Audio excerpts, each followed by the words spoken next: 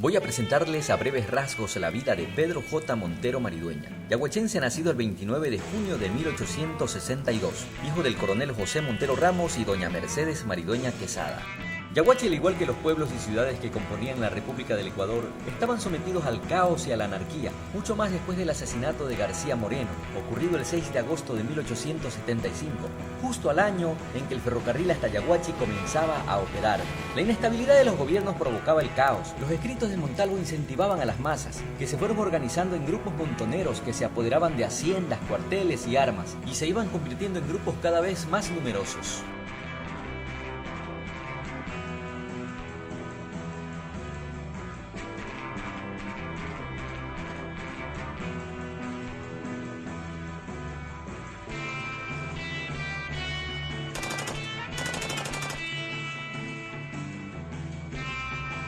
Estos grupos subversivos estaban comandados por Eloy Alfaro, un joven maravita nacido en Montecristi, que invirtió su tiempo y su fortuna en hacer una obstinada oposición mediante las armas a los gobiernos conservadores.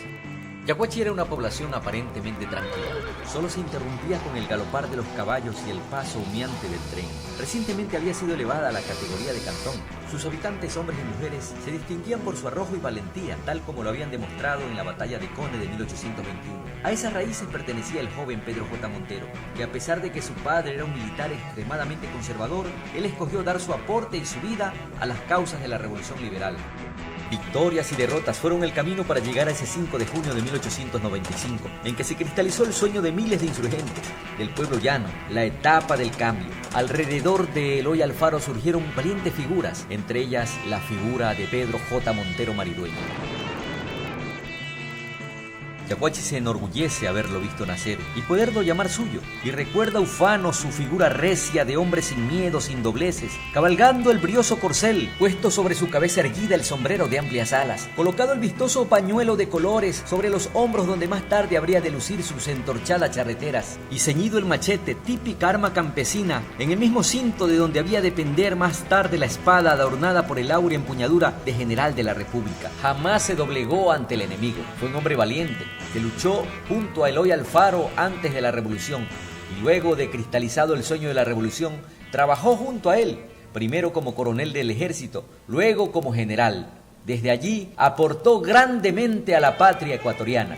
En el mes de julio de 1910, casi al terminar su periodo presidencial, Eloy Alfaro convoca a elecciones. Los resultados fueron los siguientes: Emilio Estrada 103.024 votos, seguido por 3.708 votos de Flavio Alfaro. Ya en 1911, cuando le tocaba asumir la presidencia a don Emilio Estrada, se hace pública una afección cardíaca, por lo cual Eloy Alfaro se negaba a entregarle el poder, aduciendo que era peligroso tanto para el partido como para él esa dolencia, y se corría el riesgo que a su muerte la presidencia caiga en manos de los conservadores. Eso fue motivo para que los lazos de amistad cultivados por tantos años entre estos dos liberales se disuelvan. El 21 de diciembre de 1911 muere el presidente Emilio Estrada, a los pocos meses de haber asumido la presidencia, confirmándose su afección cardíaca. Inmediatamente asume el poder de forma interina don Carlos Freile Saldumbide, presidente del Senado de esa época. Freile llama inmediatamente a elecciones presidenciales, inscribiéndose como candidatos el doctor Carlos R. Tobar del Partido Conservador y el general Leonidas Plaza Gutiérrez, candidato por la facción liberal pero contrapuesta al alfarismo. Esto preocupó a los liberales alfaristas, ya que las grandes obras dejadas por el viejo luchador podrían peligrar. Esto disgustó enormemente a los alfaristas, quienes convocaron una gran asamblea el 28 de diciembre de 1911 y resolvieron lo siguiente. Primero, desconocer el sedicioso gobierno que preside en Quito el doctor Carlos Freile Saldumbide. Segundo, nombrar jefe supremo al general Pedro J. Montero, quien ejercerá todas las funciones y atribuciones que fueran necesarias para conservar el orden y la completa garantía de los derechos civiles y políticos.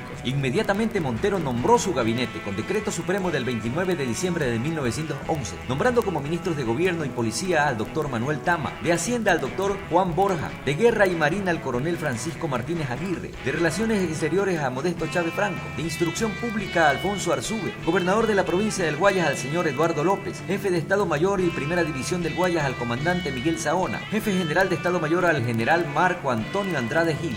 Toda esta decisión desencadenó en hechos sangrientos. Las batallas de Huigra, Naranjito y Yaguachi dejaron cientos de muertos, familias destrozadas por la pérdida de uno o varios familiares, casas incendiadas, miles de sucres en pérdidas materiales. Todo esto por creer y defender un ideal. Luego de esta derrota se buscó a todos los alfaristas que motivaron esta insurrección. El juicio militar en contra de Montero comenzó a las 6:15 de la tarde de ese 25 de enero de 1912. Montero se presentó sereno, aunque en su rostro se notaban las horas de angustia y fatiga vivida durante esos 28 días. Vestía un saco color gris, chaleco de fantasía color perla con rayas negras, corbata azul claro, pantalón y zapatos negros. Sobre su cabeza traía un sombrero manabita que tomó entre sus manos antes de sentarse frente a los jueces. En el interrogatorio se le hizo las siguientes preguntas. Su nombre, él respondió: Pedro J. Montero, militar en servicio activo. Su edad, 50 años. Lugar de nacimiento, soy de Yaguachi. Religión, ninguna. ¿Por qué se proclamó jefe supremo? No me proclamé, me proclamaron.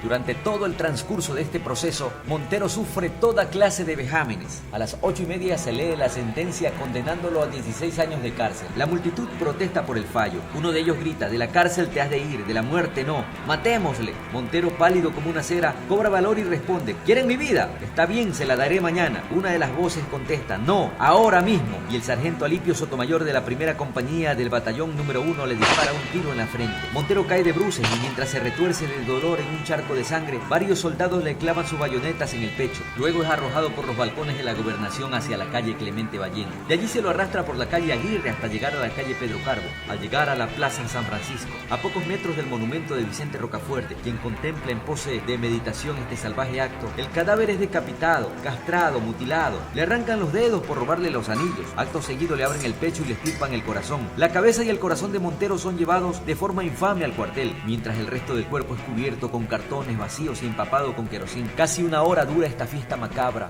que manchó de sangre las páginas de la historia ecuatoriana.